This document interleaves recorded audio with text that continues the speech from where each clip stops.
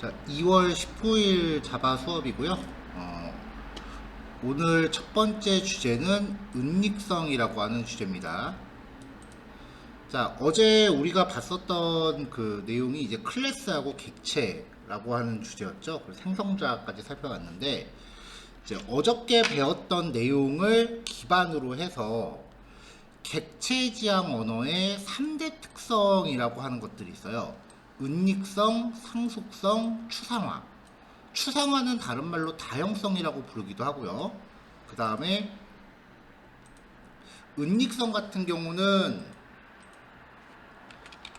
캡슐화라고 하는 이름으로 부르기도 합니다. 자, 이 세 가지 특성은 서로 영향을 주고받기 때문에 공부할 때는 어쩔 수 없이 이걸 쪼개갖고 순서대로 살펴보겠지만 이 중에 어느 하나만 따로 이해하기에는 좀 되게 난해해요, 이야기가. 얘네를 섞어서 얘기해야 돼요. 그래서 이거를 공부하는 과정에서 이걸 순서대로 받아들이려고 하면은 되게 뜬구름 잡는 얘기처럼 느껴진다고요. 아마 여러분들 다 이 특성들을 들어본 적은 있겠지만 아마 아직까지 뭔가 뚜렷이 보이는 느낌은 없을 거예요.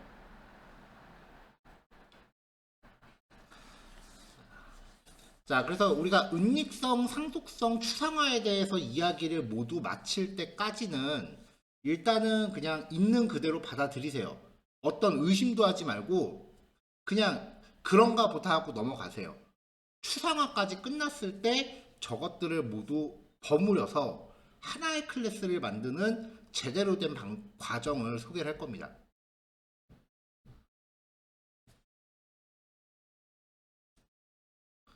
자, 은닉성.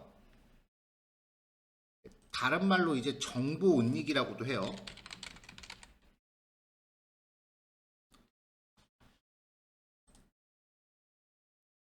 자, 객체지향 언어적 요소를 활용해서 객체지향 언어적 요소라고 하는 거는 결국은 문법이에요.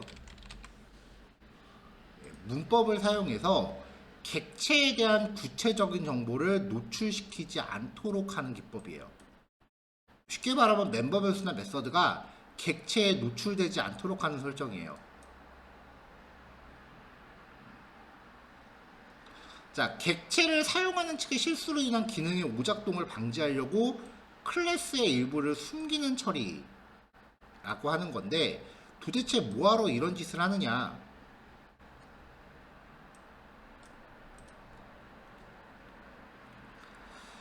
자, 스튜던트 클래스를 예를 들어 봅시다. 어제 우리가 만들었던 클래스죠. 지금부터 하는 이야기들은 모두 우리가 지금 공부하는 과정에서 내가 클래스 만들고 내가 객체도 생성하고 혼자 북치고 장구치고 다 하죠.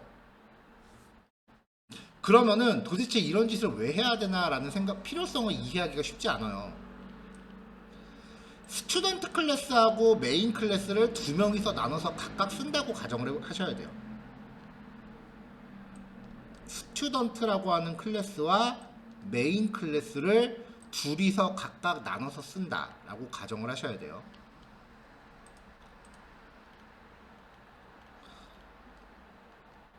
자, 그래서 이제 철수하고 민철이가 있는데 철수는 스튜던트 클래스를 작성해서 민철한테 전달하는 역할을 할 거고요. 민철은 철수가 만든 스튜던트 클래스를 전달받아서 메인 클래스를 작성할 겁니다. 자, 둘이 이렇게 나눠서 작업한다라고 하면 이제 이 민철이 입장이 돼보자고요.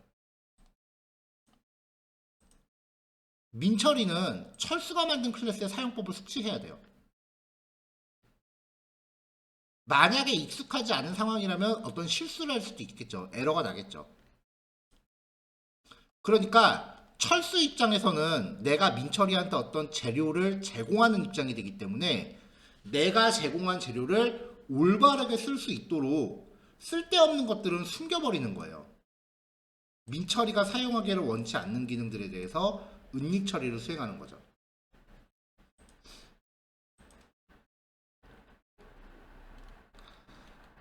자, 은닉에 대한 적용 방법은 멤버 변수하고 메서드 생성자 이름 앞에 접근 한정자라는 걸 명시하는 겁니다. 접근 한정자 public, private, protected, default인데요. 자, 일단 public. 이 public이라는 키워드가 적용된 멤버 변수나 메서드는 모든 곳에서 객체를 통해 접근이 가능해요. 프라이빗은 클래스 안에서만 쓸 수 있고 객체를 통해서 접근할 수 없어요. 근데 이런 것들을 쭉 보면은 어떨 때 뭘 써야 되는지는 나대할 수 있다고요. 이거를 약간 좀 강제성을 좀 부여해 드리면은 모든 메서드 앞에는 그냥 무조건 퍼블릭 붙이세요. 호출하지 않을 메서드는 굳이 만드는 게 의미가 없죠. 호출하지도 않을 건데 뭐하러 만들어요, 그렇잖아요? 그래서 모든 메서드는 호출할 수 있도록 퍼블릭을 앞에 명시하고요. 그 다음에 프라이빗이 붙으면은 객체를 통해 접근할 수 없는데 모든 멤버 변수 앞에 명시하세요. 그냥 이 규칙을 무조건 지키세요.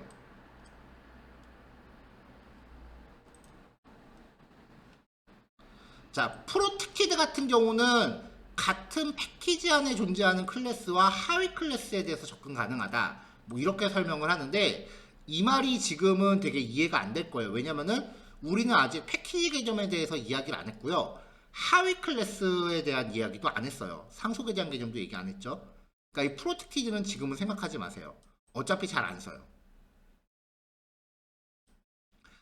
디폴트는 접근 한정자를 명시하지 않는 경우예요. 그러니까 우리가 어저께까지 실습했던 모든 내용이 디폴트인 상태였던 거고요. 디폴트 상태는 똑같은 소스 파일 안에서만 접근이 가능해요. 소스 파일 하나 안에 클래스가 있고 클래스가 있으면 접근 한정자를 명시하지 않은 경우는 같은 파일 안에서는 서로 액세스가 가능한데 만약에 이게 파일이 분리됐다라고 하면 접근이 안 됩니다.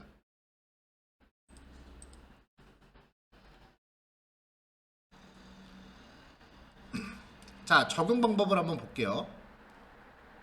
차이점을 비교해 봅시다. 프라이빗 테스트인데요. 퍼블릭 인트 타입의 A와 프라이빗 인트 타입의 B 두 개를 각각 만들었어요. 그리고 코딩 객체를 만들어서 사용을 해보면 퍼블릭이 붙은 변수는 객체를 통해서 값을 넣어줄 수 있습니다. 근데 프라이빗이 붙은 애는 은닉되기 때문에 여기는 에러 나요. 그러니까 이 소스 코드 자체가 여기서 에러 나는 코드예요. 그래서 결과 보면은 자, B는 private access in private test라는 클래스. 프라이빗 테스트 클래스에 있는 B는 예, 프라이빗 액세스 은닉되어 있다는 의미의 에러가 뜨는 거죠. 그래서 여기서 에러가 납니다.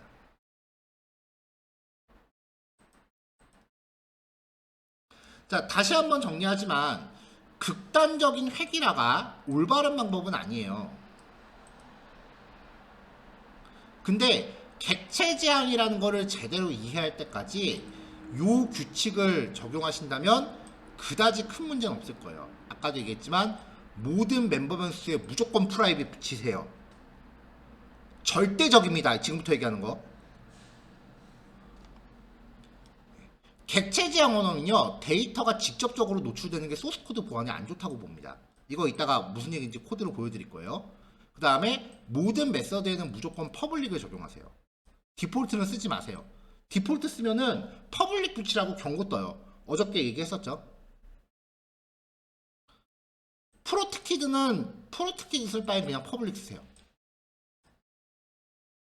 그래서 프라이빗 아니면 퍼블릭 요 두 가지만 나눠 쓰시면 돼요.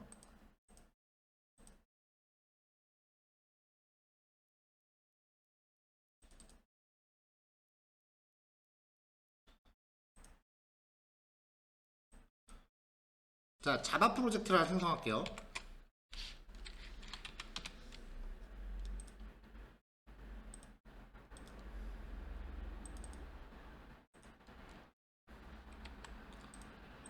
자, 어제 했었던 샘플 프로젝트를 그냥 그대로 재사용하겠습니다.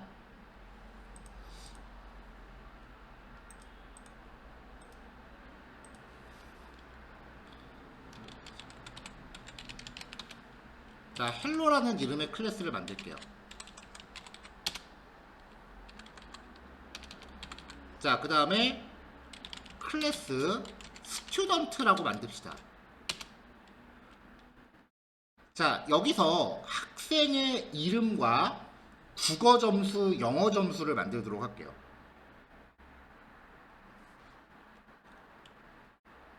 근데 모든 멤버 변수는 프라이빗을 붙이라 그랬죠?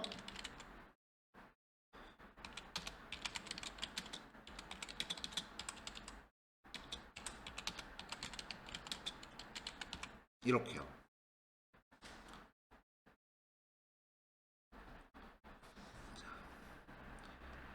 아, 데이터 타입 안 적었네. 스트링 인트. 자, 어저께 실습했을 때에 대해서 이야기를 해보자고요.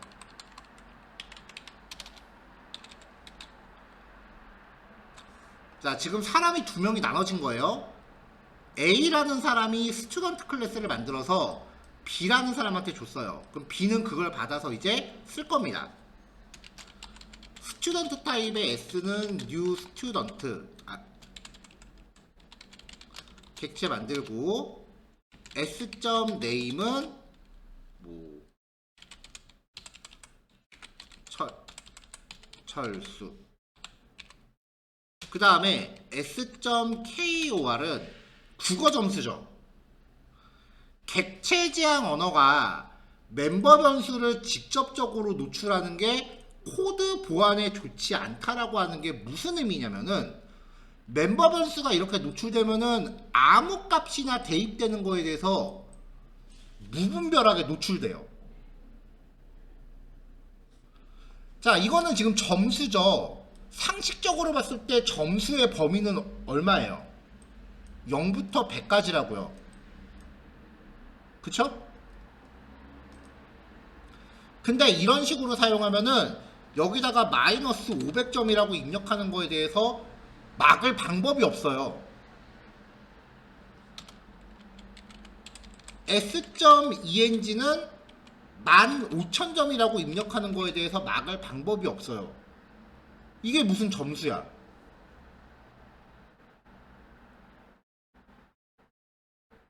그쵸? 그래서 멤버 변수를 직접적으로 액세스하지 못하도록 접근 안정자로 변수를 은닉해버립니다. 그러면 벌써 여기서 은닉된 자원에 접근했기 때문에 에러가 뜬다고요.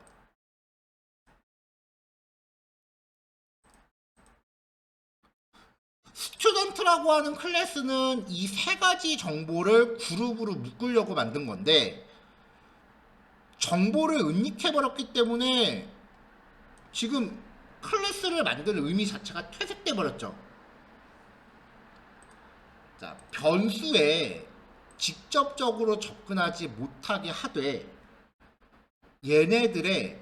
얘네들한테 간접적으로 접근할 수 있는 어떤 방법을 마련해 줘야 돼요. 그게 메서드예요. 그래서 이 메서드에 값을 넣어줄 수 있는 메서드를 하나 만듭니다. 모든 메서드는 퍼블릭이라 그랬죠? 값을 넣어주기만 하면 되니까 이름을 세팅한다 라고 해서 setName. 스트링 타입의 name은 this.name에다가 파라미터 name을 넣어라. 그 다음에 이제 값을 출력해 줄 때 쓸 public void getName. 얘는 void가 아니고 스트링이 돼야죠. 자, 그래서 return this.name. 이런 식으로 간접적으로 접근할 수 있는 메서드를 만들면 s.setName은 철수라고 하고, system.out.printf 이름 %s /n s.getName 이라고 호출하면은 메서드를 통해서 멤버 변수 값을 리턴 받을 수 있잖아요. 그럼 이름 철수라고 잘 호출이 되죠. 자, 그런 식으로 국어 점수와 영어 점수에 대해서도 넣어줄게요. public void setKUR 정수형 멤버 변수의 값을 넣어줄 거니까 파라미터도 정수가 돼야겠죠? this.kur은 kur public int getkur은 this.kur return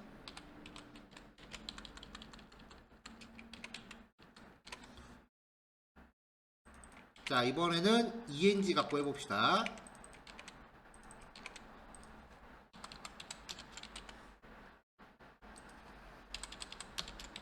이렇게요. 자, 여기까지 이해됐나요?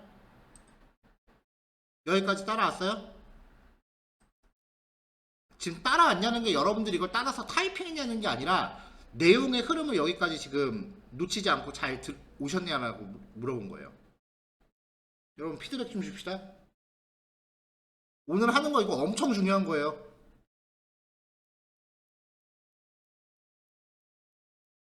이거 놓치면은 스프링 꿈도 못 꿉니다, 여러분.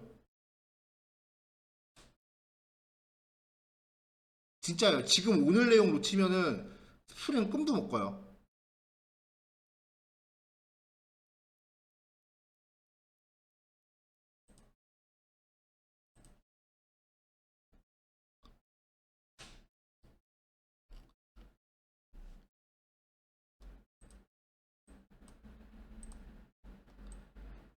펜.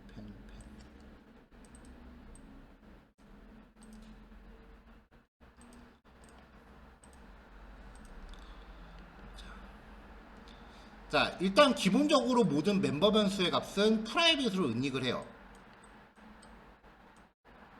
왜냐면은 아까 말했다시피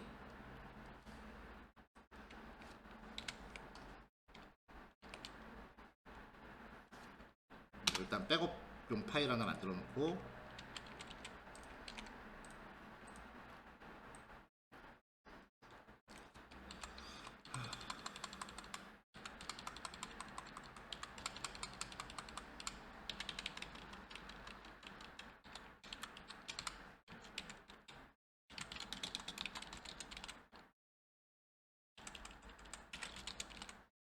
이거 좀 이따 밑에 예제로 나와요.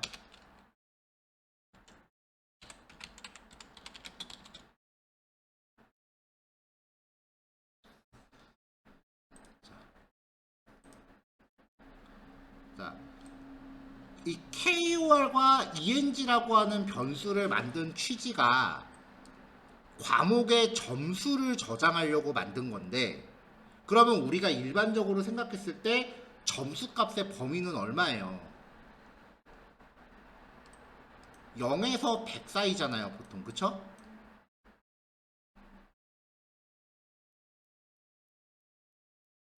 근데 여기다가 마이너스 500이라고 넣어버렸다고요. S.ENG는 15,200점이라고 넣었다고 칩시다. 이게 무슨 점수 데이터라는 거죠. 근데 현재 스튜던트 클래스 입장에서는 이렇게 잘못된 점수를 기입하는 거를 막을 방법이 없어요. 얘는 그냥 값을 대입하면 그대로 받아들일 뿐이야. 그러니까 스튜던트 입장에서는 무분별하게 전달되는 값을 다 저장을 해야 되는 거죠. 이게 어제까지 우리가 했었던 상태예요.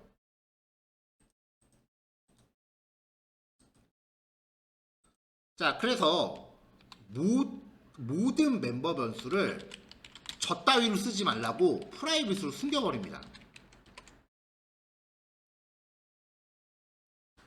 자, 프라이빗을 적용하면은 멤버 변수가 은닉된다고 했죠. 그러니까 객체를 통해서 접근하지 못하게 돼요. 됐나요? 여기까지? 근데 애시당초 클래스를 왜 만들었는지 생각을 해보자고요. 데이터 타입이 서로 다른 정보들을 한 그룹으로 묶으려고 만든 건데 정작 정보에 접근할 수 없게끔 해버리면은 얘를 만든 것 자체가 의미가 없잖아요. 그렇다고 이거를 지워주자니 이따위로 쓸 거는 마음에 안 들고. 그래서 이 변수들에 간접적으로 접근할 수 있는 메서드를 추가해 주는 거예요. 변수를 숨겨버리고. 그래서 추가한 게 이 메서드들이에요. 일단은 값을 넣어주는 메서드가 하나 필요하고 값을 꺼내는 메서드가 하나 필요합니다. 값을 넣어줄 때는 파라미터를 통해서 값을 전달해서 그거를 멤버 변수에 이렇게 복사를 해준 거고요. 값을 꺼낼 때는 요 이름값을 리턴하게끔 한 거예요. 이거 어제 우리가 계속 했었던 예제가 계속 이런 식으로 데이터를 뺑뺑이 돌리는 연습을 어제 했잖아요. 이거 다 어제 수업하고 이어지는 거예요, 여러분. 자, 그러면은 이제 메인 쪽에서는 s.setName을 호출하면서 파라미터를 전달할 수 있게 됐어요. 그러면은 이 철수라고 하는 값이 욜로 전달돼서 멤버 변수에 저장이 되는 거죠.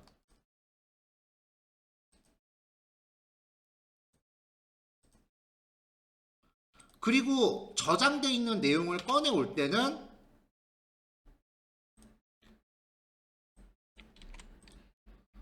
이렇게 되는 거고요. 이 getName이라는 메서드를 호출해서 여기에 저장되어 있는 값을 간접적으로 리턴을 받는 거고요. 이런 식으로 다른 변수들도 만들어 보자고요.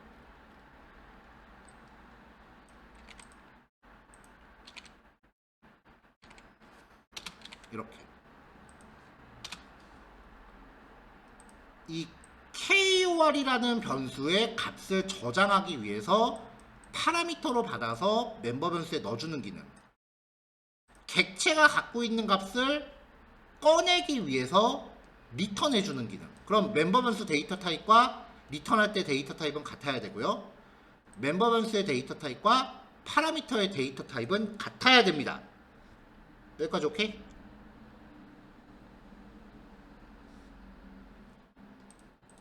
네. 자, 그러면 이제 s.setKOR한테 아까처럼 마이너스 50을 주고 s.setEng한테 12,500점을 줍시다.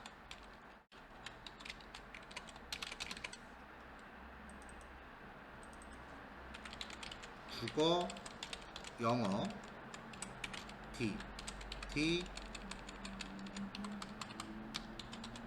KOR, ENG. 자, 이렇게 해서 실행을 하면 결과적으로 아까랑 차이 없죠? 도대체 이게 무슨 뻘짓인가 싶을 거예요. 그쵸?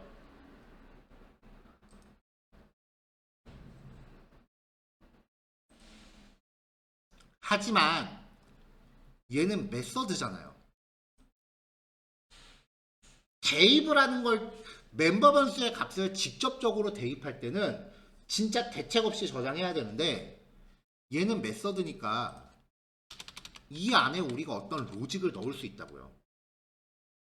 그래서 멤버 변수의 값을 저장하기 전에 이 파라미터의 적정성 여부를 여기서 체크해 줄 수가 있다는 거죠. 자, if KOR이 0보다 작다면 KOR은 0.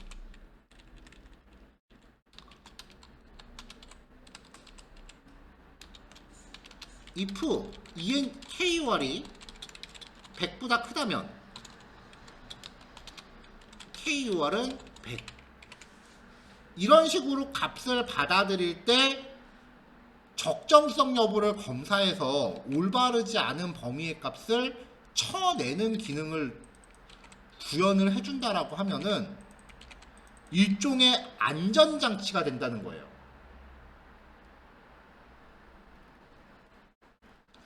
그러면 파라미터를 잘못 전달했을 때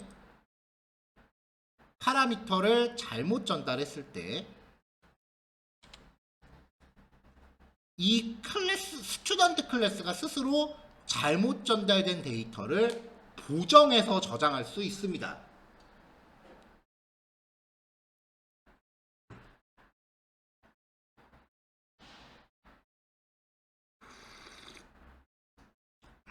자, 여기까지 따라왔어요? 지금 코딩이 중요한 게 아니에요.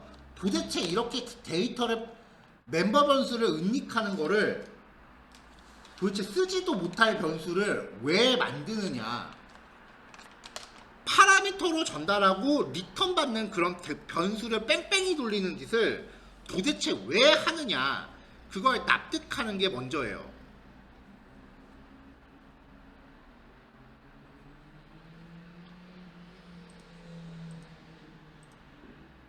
자, 이런 특성 때문에 변수를 은닉을 하는 거예요.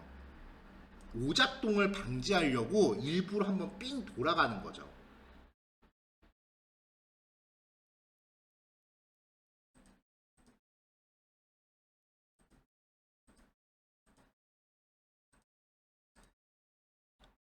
자, 그 다음에 이제 여기에 생성자도 하나 만들어요.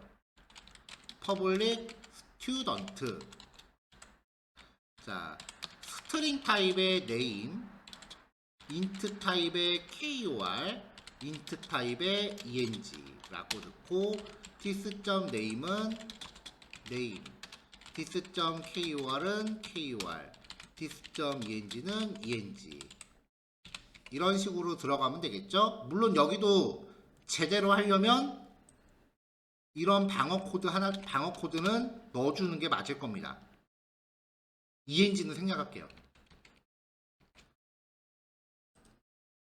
자, 그러면 이제 객체를 만들 때 민철 72, 91 이렇게 값을 준다는 거죠. 선생님, 그러면 멤버 변수의 값을 넣는 게 생성자도 가능하고 이 메서드를 통해서도 가능한데 뭘 써야 돼요?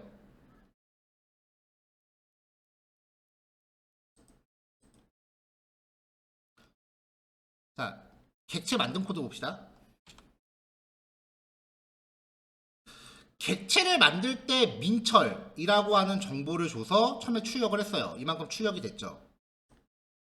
그리고 그 객체가 갖고 있는 정보를 이 셋이 들어있는 메서드들을 써서 어떻게 했어요? 수정을 했죠. 게시판으로 치면은 생성자는 신규 생성이고요. 셋이라는 이 메서드들은 데이터를 수정할 때 쓰는 거예요. 수정용이에요, 수정. 생성자는 신규.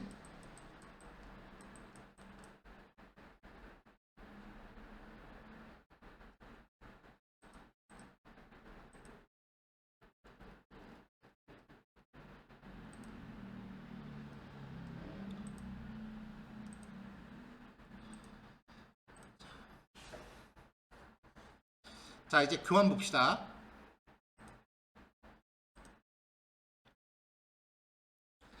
자, 지금 설명한 내용 납득했어요?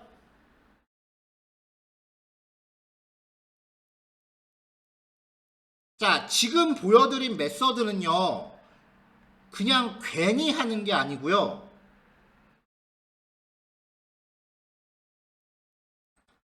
멤버 변수가 은닉된 형태로 선언됐으면 프로그램의 근본적인 데이터 접근이 사라지게 되죠. 그래서 메서드를 통해서 간접적으로 접근하는 방법이 마련돼야 돼요.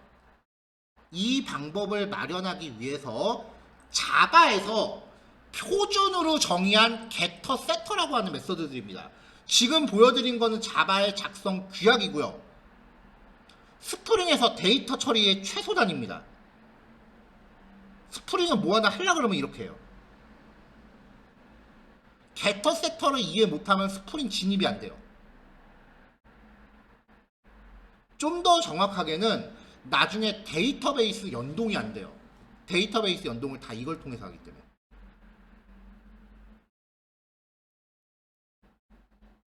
자, 그래서 일부러 중간에 지금 다시 한번 설명해 달라고 그래서 2번 설명했으니까 설명 놓친 분들은 영상 잘 챙겨보세요. 이거를 섭렵하지 못하면 이후 진도 자체가 의미가 없어요.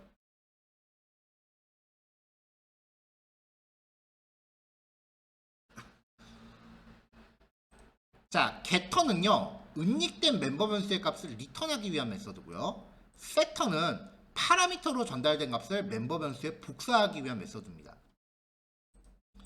메서드 작성 규칙은요, get이나 set이라는 접두사 뒤에 변수 이름을 첫 글자가 대문자인 형태로 명시하시면 돼요. getter는 멤버 변수의 데이터 타입을 리턴형으로 명시하고요. setter는 멤버 변수의 데이터 타입을 파라미터로 명시합니다. 자, 이 말 코드로 다시 볼까요? 다시 봅시다. 자, 얘가 setter예요. 얘가 getter예요. 멤버 변수 이름을 활용해서 set 뭐뭐뭐, get 뭐뭐뭐 이렇게 짓는 거고요. 멤버 변수의 데이터 타입이 스트링이죠. 그럼 setter는 파라미터로 스트링을 받아요. getter는 리턴 타입으로 스트링을 적어요. 이 메서드 한 쌍을 멤버 변수 개수만큼 하는 겁니다.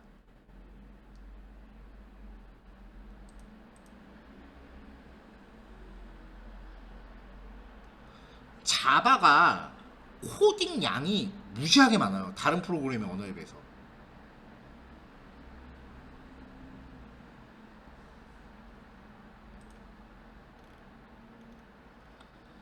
자, getter setter는 자바 언어의 중요한 코딩 규약이기 때문에 반드시 준수해야 됩니다. 지금 당장 준수하지 않더라도 당장의 에러는 없을 거예요. 근데 이거를 준수하지 않으면 나중에 진행할 수많은 상위 기능들과의 연동이 안 돼요. 왜냐면은 이후에 여러분들이 배울 뭐 데이터베이스 연동할 때 마이바티스라든지 아니면은 JPA라든지 스프링에서 사용하는 컨트롤러나 서비스 계층 같은 애들은 당연히 이거 지키겠거니라고 생각하고 설계가 돼 있어요. 그러니까 이거를 안 지키면은 상위 프레임워크의 연동 자체가 안 됩니다.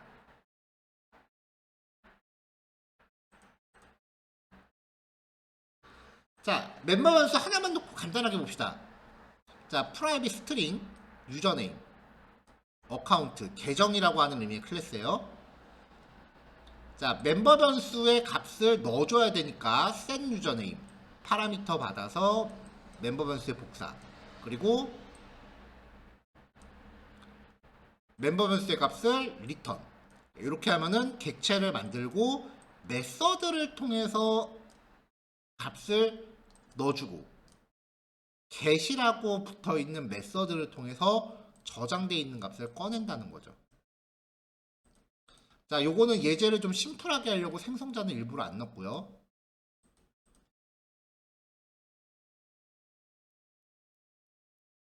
일부러 안 넣었어요, 여기는.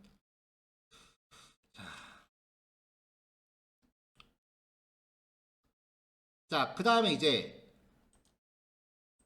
이렇게 해봅시다. 자, 스튜던트 클래스를 이렇게 만들었어요. 힘겹게 만들었어요. 이제 코드가 슬슬 많아지기 시작을 하죠. 자, 여기에 선생님이라는 의미의 티처라는 클래스도 만든다고 칩시다.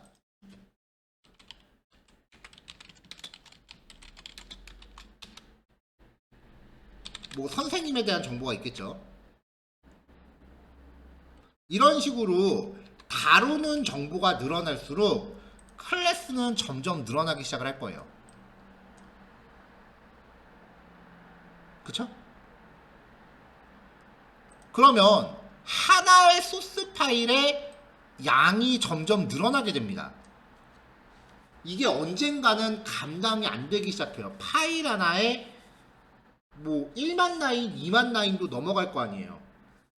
이런 식으로 계속 예제 하나에다 다 때려 박으면 그게 컴퓨터한테도 부담이 되는 거고, 그리고 사실 객체 지향이라고 하는 관점상에서 봤을 때 되게 미련한 거예요. 그거.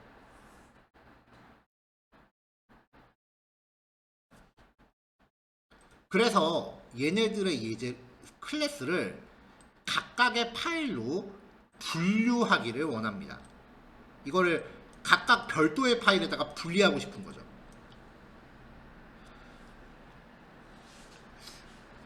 자, 왜냐면 왜 또 이걸 분리해야 되냐면은 어차피 이 클래스하고 메인 영역은 각각 다른 사람이 작업하는 거 염두하라 그랬죠. 계속 A라는 학생이 만들고 B라는 학생이 만들고 여기 C라는 학생이 만들었는데, 이런 식으로 계속 진행이 되면은 A가 과제한 걸 내가 카톡으로 받아서 내 컴퓨터에 붙여넣기 해야 되고, B가 만든 거를 카톡으로 받아서 내 컴퓨터에 붙여넣기 해야 되잖아요. 그럴 바에는 그냥 얘네를 각각 독립적인 파일로 분리해서 연동을 시키자는 거예요. 자, 그래서 이 스튜던트라고 하는 애를 새 파일, 별도의 파일에다가 분리를 해서 붙여놓고요. 이렇게 티처라고 하는 클래스도 별도의 파일에다가 분리했다고 칩시다.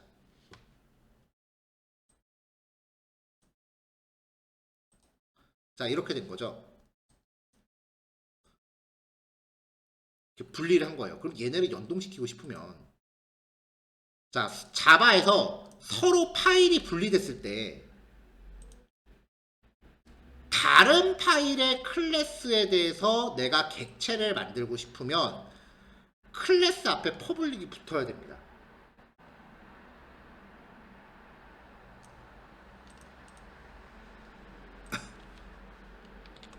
퍼블릭이 붙어야만 파일이 분리되어 있을 때 객체를 만들 수 있습니다.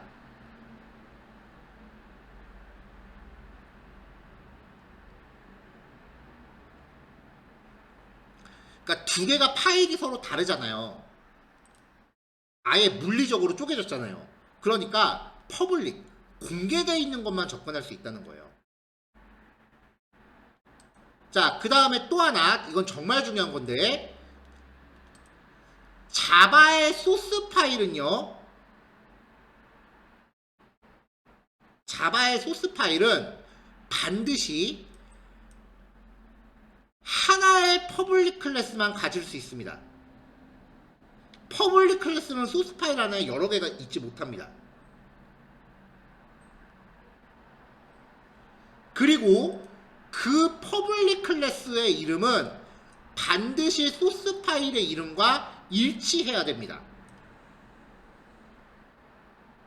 이거는 자바 언어의 큰 규칙이에요. 그래서 우리가 여태까지 예제 파일 이름과 클래스 이름이 똑같았던 거예요.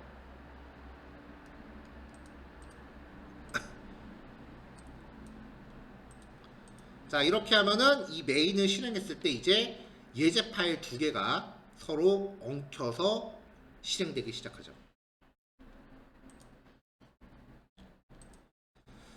자, 클래스에 접근 한정자 지정하는 거예요. 퍼블릭, 객체 생성이 가능하고요. 서로 다른 소스 코드에 정의된 클래스들끼리도 객체 생성이 가능해요. 그리고 프라이빗과 프로텍티드는 클래스에 원래 적용 못해요.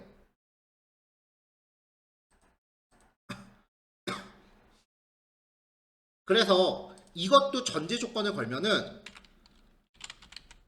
자, 이제부터 이 규칙 지키세요. 소스 파일 하나는 단 하나의 클래스입니다. 단 하나의 어떤 클래스? 퍼블릭 클래스. 여태까지 예제들을 진행하면서 몇몇 분들이 코딩 좀 해봤다라고 스스로 자부하시는 분들이 예제를 파일 하나에 결합하는 경우가 좀 있었어요. 이제는 그거 하지 마세요. 이제부터 진행되는 예제는 일부러 파일을 분리하는 거예요. 일부러. 그러니까 그거 억지로 합치지 마세요. 그러면은 수업 의도에서 벗어난 거예요. 그렇게 되면.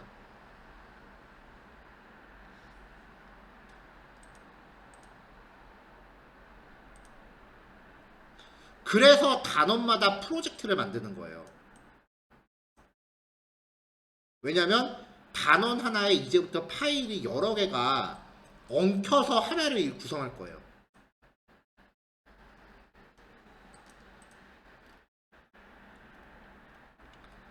자, 디폴트는 명시 안 하는 거라 그랬죠. 이건 똑같은 소스 파일에 정의된 클래스끼리만 객체로 생성이 가능해요. 네, 지금까지의 예제 형태인데 이 디폴트 클래스는 이제 안 쓸 겁니다. 자, 어떤 프로그램이 단 하나의 소스 코드로 모든 기능을 구현하면 하나의 파일이 지나치게 길어지게 되기 때문에 유지 보수에 비효율적이 돼요. 일반적으로 소스 파일 하나의 맥시멈 용량 그 라인 수는 한 1000라인에서 1500라인 사이 정도. 그 정도가 적정선이라고 알려져 있어요. 아직 우리한테 까마득하죠.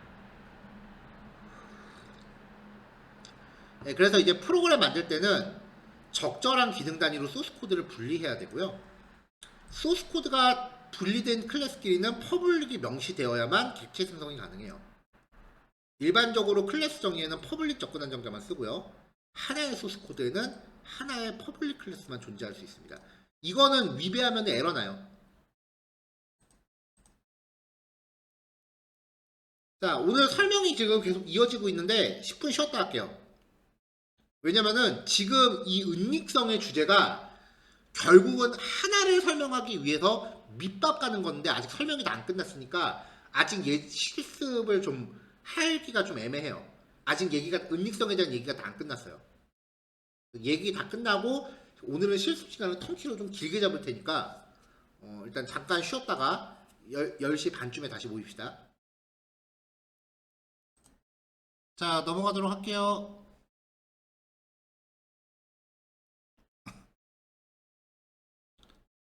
자, 지금까지의 내용을 종합해서 클래스를 만들게요. 아까 했었던 거랑 같은 코드예요. 자, 멤버.자바입니다. 소스 파일이 이제 분리가 돼요. 자, 멤버라는 클래스고요. 클래스에 퍼블릭이 붙어 있으니까 이 멤버 클래스는 이 멤버.자바에는 다른 퍼블릭 클래스는 존재할 수 없습니다. 소스 파일 하나에는 퍼블릭 클래스 단 하나밖에 존재 못해요.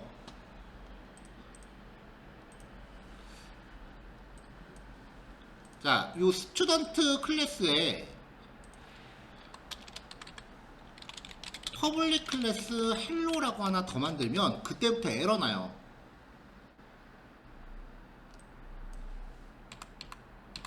소스 파일에는 퍼블릭 클래스가 단 하나만 있습니다. 그리고 이 클래스의 이름과 소스 파일 이름은 반드시 일치해야 돼요. 자, 그 다음에 모든 멤버 변수는 프라이빗을 적용하라 그랬죠? 아까는 age 대신에 KOR, ENG 변수 두 개를 등장시킨 거고 지금은 그냥 나이 하나로 심플하게 갈게요. 자, 생성자도 메서드의 일종이에요. 모든 메서드는 퍼블릭 붙이라 그랬죠. 그래서 퍼블릭을 붙여요. 자, 파라미터 받아서 멤버 변수에 넣는 역할을 하고요. 그 다음에 변수 하나당 세터와 게터를 추가하면 되죠. 세터는 멤버 변수와 같은 데이터 타입의 변수를 파라미터로 받고요. 게터는 멤버 변수와 같은 데이터 타입을 리턴형으로 명시합니다. 세터는 파라미터 받은 거를 멤버 변수에 복사하고 게터는 멤버 변수를 리턴합니다. 이게 큰 규칙이에요. 요 앞에 뭐 if문을 넣거나 그거는 개발자가 스스로 판단하는 건데 사실은 잘 안 넣어요. 귀찮아서. 자, 이렇게 이제 클래스를 만들고 나면은 메인에선 객체를 만들면서 생성자 파라미터 세팅해줘요. 그럼 이게 값을 저장하는 거라 그랬죠? 게터로 저장된 거 꺼내서 사용하면 되죠. 만약에 세터로 호출하면은 값을 수정하는 거라 그랬어요. 자, 요렇게요. 자, 여기까지 따라올 수 있을까요? 여기까지 내용 안 놓치고 다 이해했어요? 자, 이제 결론 냅시다. 자, 지금까지 봤었던 과정이 총동원돼서 만들어진 클래스를 자바 빈즈라고 합니다. 자바 언어에서 사용하는 복합적 데이터 표현의 최소 단위입니다.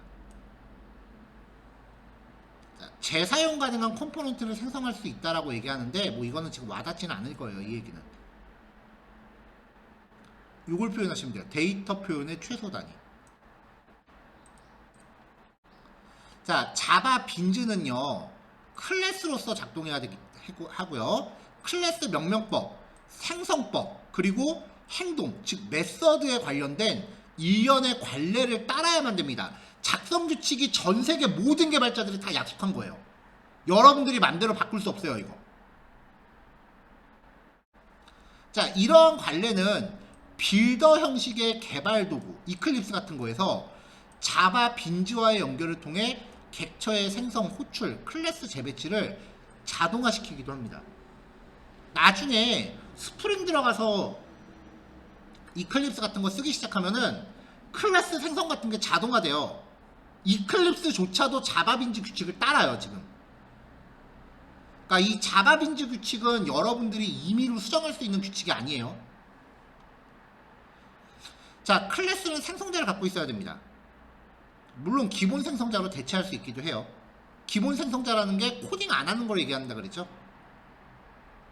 그 다음에 클래스의 속성, 즉 멤버 변수들은, 속성은 멤버 변수입니다. 멤버 변수들은 get, set 혹은 표준 명명법을 따르는 메서드를 사용해요. 표준 명명법. 그게 getter, setter 이름 규칙이에요. 그래서 앞에서 작성한 멤버 클래스가 자바 빈즈입니다. 자, 자바 빈즈의 구성 요소, 멤버 변수, 표현하고자 하는 데이터를 저장하고요. 생성자, 객체가 생성될 때 데이터를 입력합니다. 만약에 기본 생성자를 쓰면은 생성자를 명시 안 할 수도 있는데 그때는 세터로 일일이 값을 다 넣어줘야 되죠. 세터, 객체가 저장하고 있는 데이터를 수정합니다. 생성자가 없을 경우에는 데이터를 입력하는 기능을 수행하기도 합니다. 자, 지금 이 스튜던트 클래스는 생성자를 통해서 객체 만들 때 데이터를 이렇게 넣어주고 있죠. 근데 만약에 생성자가 없다면, 생성자가 없어서 객체 만들 때 그냥 괄호 안에 아무것도 안 넣었다면 얘는 값을 넣기 위해서 세터를 호출하는 수밖에 없겠죠. 이렇게 만들기도 해요.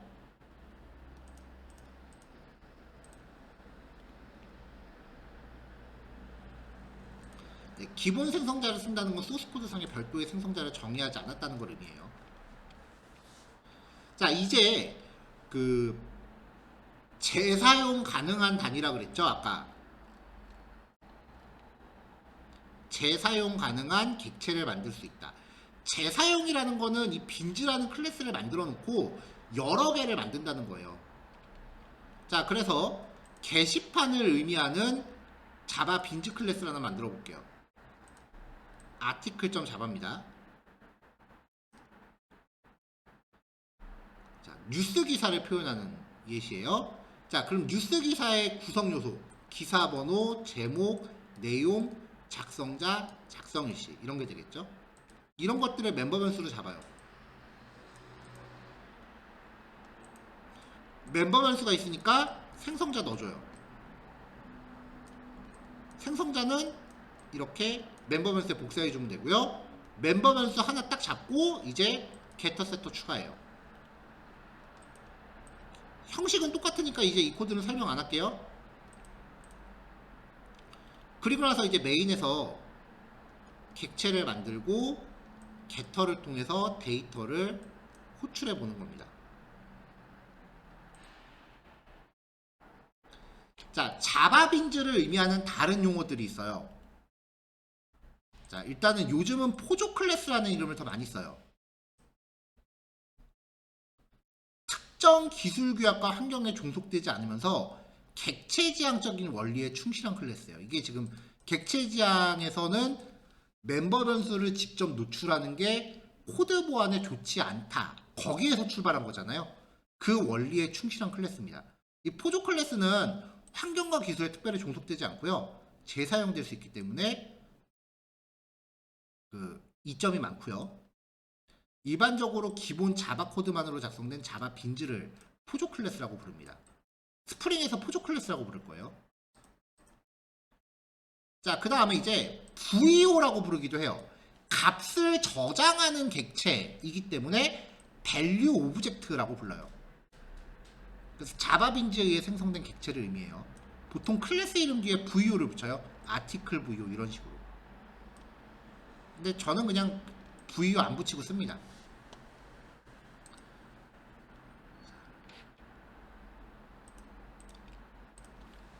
자, public void main. public 무슨 메서드가 있다고 칩시다. void test라는 메서드가 있고요. 여기서 public void save라고 하는 메서드가 있다고 칩시다. 그럼 저장을 할 게시글을 저장하는 기능이에요. save article. 그러면 게시글을 저장, 아까 그 뉴스 기사를 예를 들어 보자고요.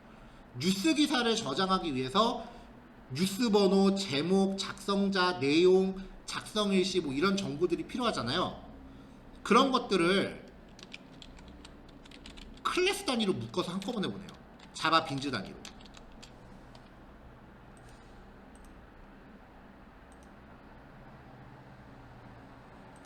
그럼 이 테스트에서는 아티클 타입의 A는 new 아티클 뭐 생성자 파라미터 주겠죠. 그 다음에 save 아티클한테 A를 전달하면은 이 생성자에서 세팅된 정보가 A라는 객체에 담겨서 일로 배달되죠. 여기서 A를 받아서 저장 처리를 해요. 즉 파라미터에서 쓰인 실질적인 내용을 배달하기 위한 용도로 써요. 그래서 데이터 트랜스포 오브젝트 DTO라고도 불러요.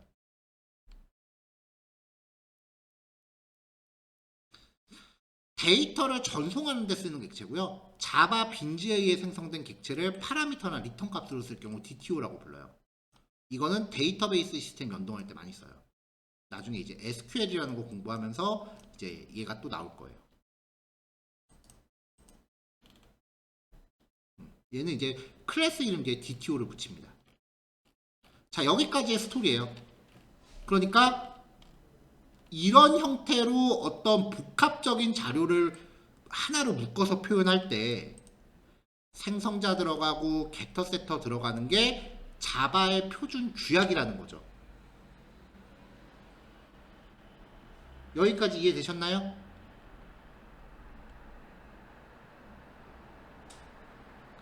이거 진짜 어마무시하게 중요합니다.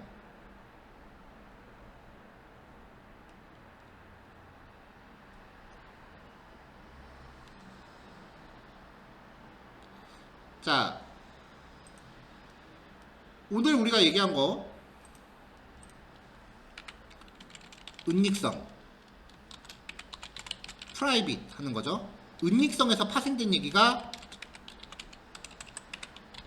퍼블릭 적용해서 소스코드 분리하는 거, 그리고 은닉성에서 파생된 또 다른 얘기가 은닉된 정보에 접근하기 위한 간접적 메서드. 얘네들을 뭐라고 한다? getter, setter.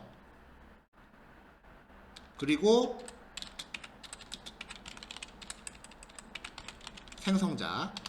이것들이 접목된 클래스를 자바 빈즈라고 하는데, 다른 말로 포조 클래스 혹은 밸류 오브젝트 혹은 데이터 트랜스포 오브젝트라고 부른다.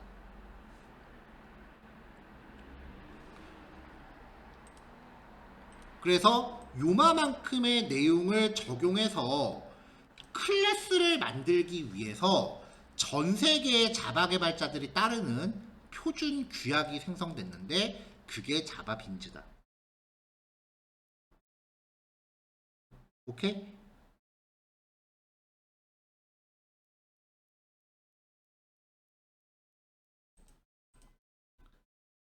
자, 그럼 여기까지 실습을 해보시면 되고요. 그 다음에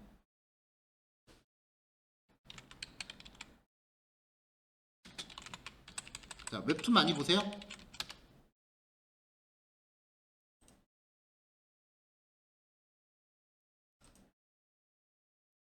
자, 오늘 일요일이니까 일요 웹툰. 웹툰 많이 보세요?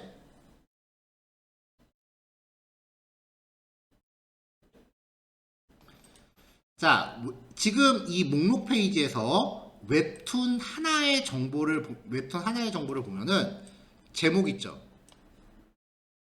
작가 있죠? 평점 있죠? 오케이? 하나를 표현하기 위해서 제목과 작가와 평점이 들어가 있죠? 자, 그러면은 제목은 데이터 타입이 스트링이고 작가도 스트링이고 평점은 데이터 타입 뭐예요, 지금? 플로트죠. 자, 이렇게 문자열 두 개와 실수 타입 하나가 묶여서 웹툰 하나의 정보를 표현하죠. 맞나요? 네, 그러면 이걸 표현하는 클래스를 만든 다음에 이 클래스에 대한 객체를 하나, 둘, 셋, 넷, 다섯, 여섯, 일곱, 여덟, 아홉, 열, 열하나, 열둘, 열세, 열네, 열다 등등등등 만들면 이 데이터가 표현되는 거예요. 이해돼요?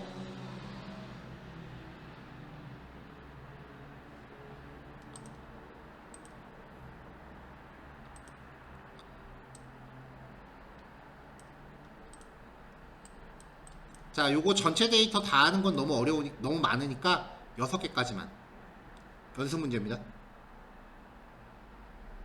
네이버 웹툰 아무 그 페이지나 들어가서 여기 줌 채팅창에 제가 주소를 드릴게요. 자, 줌 채팅창에 드린 주소 들어가셔서 요거 하나를 자바 빈즈로 표현하시고요. 클래스 이름, 변수 이름은 여러분들이 맘대로 정하세요. 그래서 그 클래스를 자바 빈즈로 구성한 다음에 이 6개의 데이터를 출력하는 메인 클래스를 만드시면 돼요. 문제 이해됐어요? 지금 이 문제는 즉흥적으로 낸 거기 때문에 답안이 따로 없습니다. 여러분들이 하신 거 제출해서 작성하셔서 그 코드 보내주세요.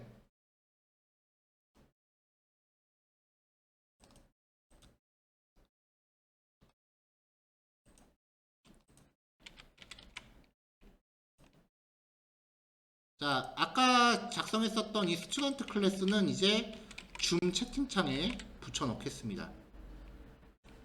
하나 넣고 그 다음에 메인도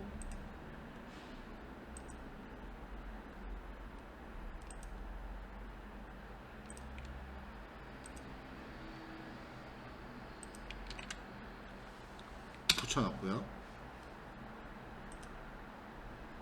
네.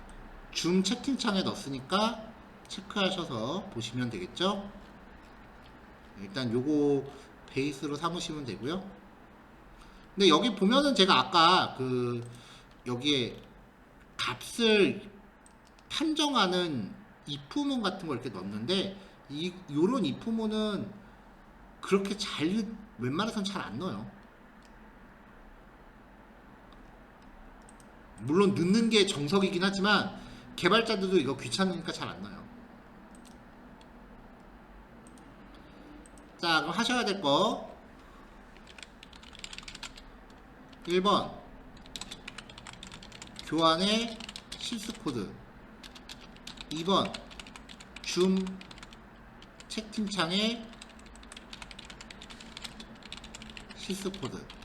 3번 네이버 웹툰 페이지 데이터 표현하는 예제 표현하기.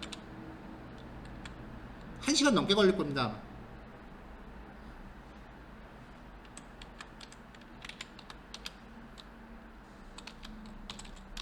자, 작성 결과 카톡 제출하시면 되고요. 오늘 이것만 해도, 오늘 요것만 공부해도 사실 굉장히 큰 걸 가져가시는 거예요.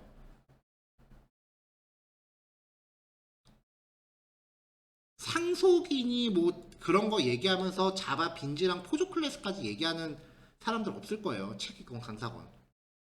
근데 이걸 얘기 안 하면 클래스가 그 스프링 가서 엄청 고생하더라고요. 오늘 이거는 반드시 정복하셔야 돼요. 반복문이나 배열 같은 거 핸들링 하는 거는 조금 시간을 두고 그 정복하셔도 문제가 없는데, 객체 지향의 특성은 그날 바로바로 정복하셔야 돼요. 지금 여기 뭐 배열이 나온 것도 아니고 반복문이 들어간 것도 아니잖아요. 전체적인 흐름을 납득하고 내가 왜 이런 코드를 작성해야 되는지 그것만 이해하시면 돼요. 자, 지금 11시입니다. 일단 기본적으로 12시까지 시간 할애할 거고요. 그 이후에 시간 부족하시면 시간 더 드릴 겁니다. 오늘 진도 더 안 나가도 상관없어요. 이것만 확실히 정복하세요. 아시겠죠? 할 수 있나요?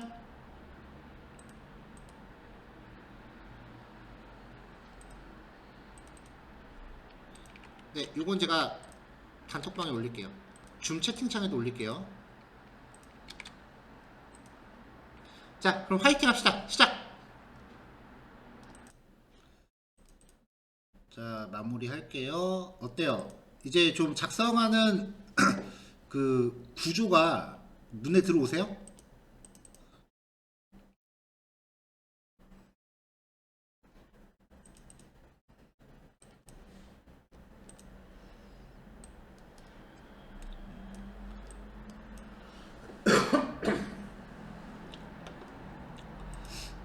자, 이런 구조로 이제 구성할 수 있는 게 종류가 되게 많아요.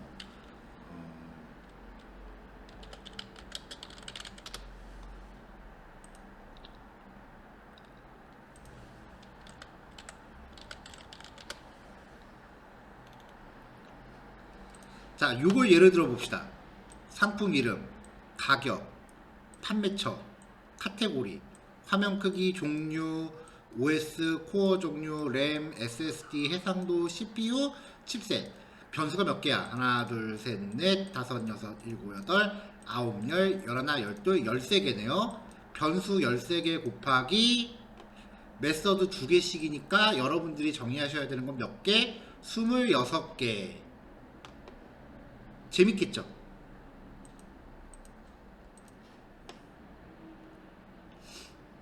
재밌긴 뭐가 재밌어? 토 나올 것 같지? 안 그래요?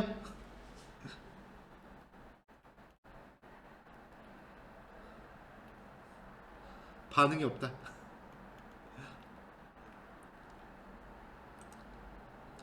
자, 프로그램 코드를 그래서 노가다라고 많이 표현을 해요.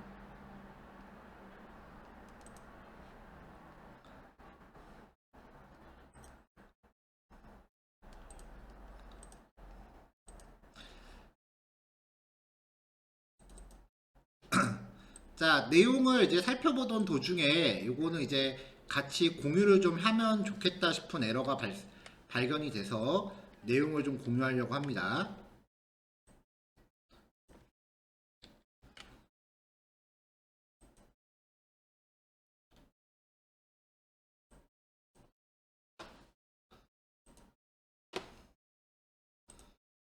자, 뭐 여기까지 도달하기 전까지 몇 가지 에러가 좀 있었는데 뭐 그거는 그 특정 컴퓨터에 종속되는 문제니까 넘어가고, 이제 여기부터가 좀 같이 봐야 될 에러예요.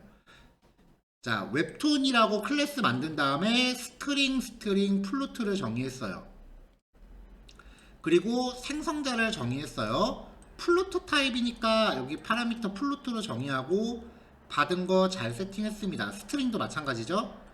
게터 세터도 문제없이 만들었어요. 근데 객체를 생성하려고 했더니 여기서 에러가 발생을 했어요. 이게 왜 에러냐를 얘기해 보려고 합니다. 자, 스트링 넘어갔고요. 또 스트링 넘어갔고요. 9.72 평점 플로트로 넘어갔어요.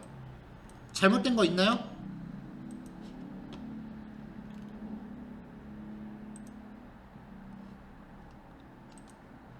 얘가 잘못됐습니다.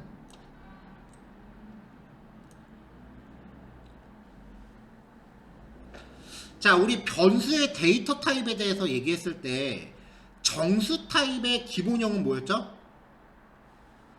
정수 타입의 기본형은 int였어요. 실수 타입의 기본형은 그쵸, 더블이죠.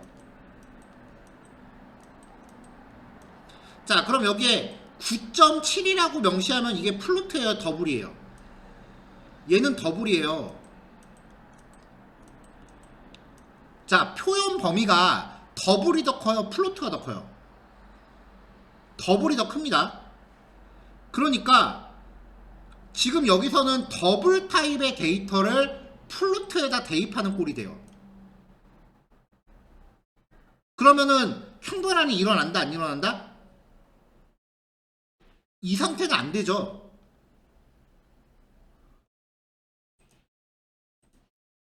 자, 우리가 플로트 타입의 A에다가 1.23이라고 하면 에러 나요.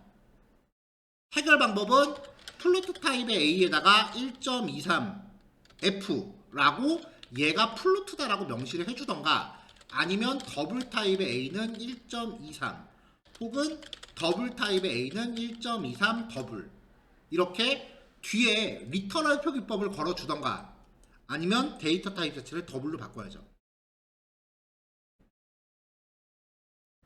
그러니까 여기서는 파라미터가 전달되는 과정에서 형변환이 에러가 났기 때문에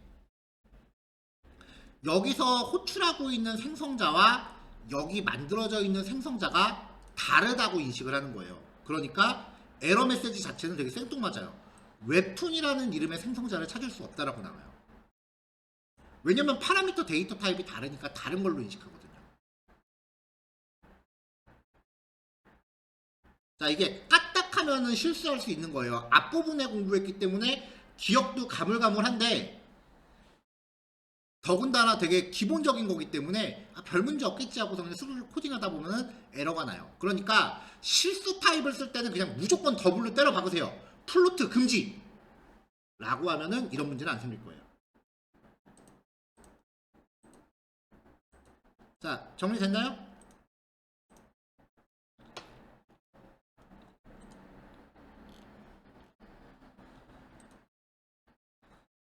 자, 지금부터는 이제 시간이 3분밖에 안 남아서 금방 갈 테니까 놓치면은 녹화되는 거를 보고 확인하세요.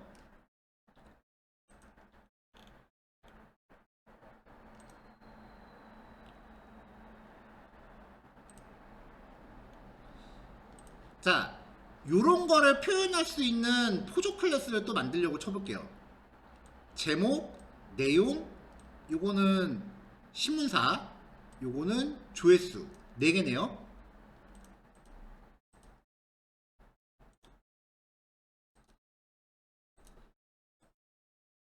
자, 새 파일 뉴스 아티클 .java라고 만들고, 여기에 프라이빗 스트링 타이틀, 프라이빗 스트링 컨텐트, 프라이빗 스트링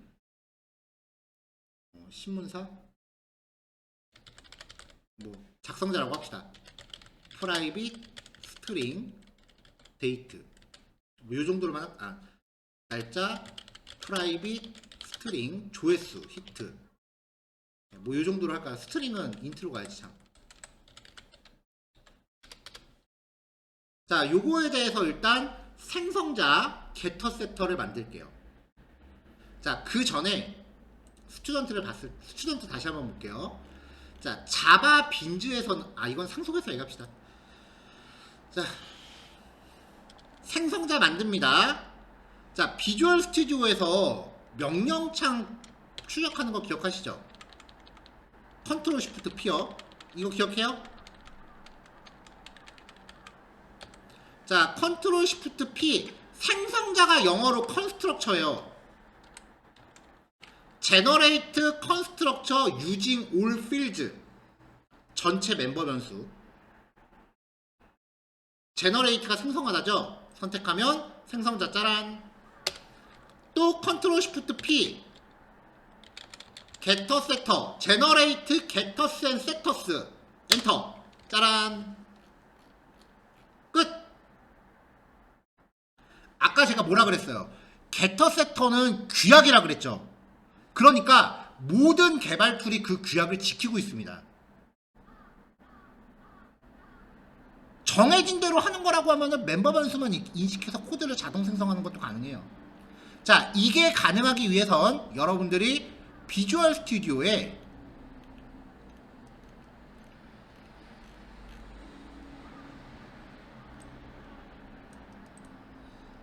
자바 코드 제너레이터스라고 하는 애를 검색해서 설치하시면 돼요. 개발자 이름이고요. 영상에서 요거 확인하세요.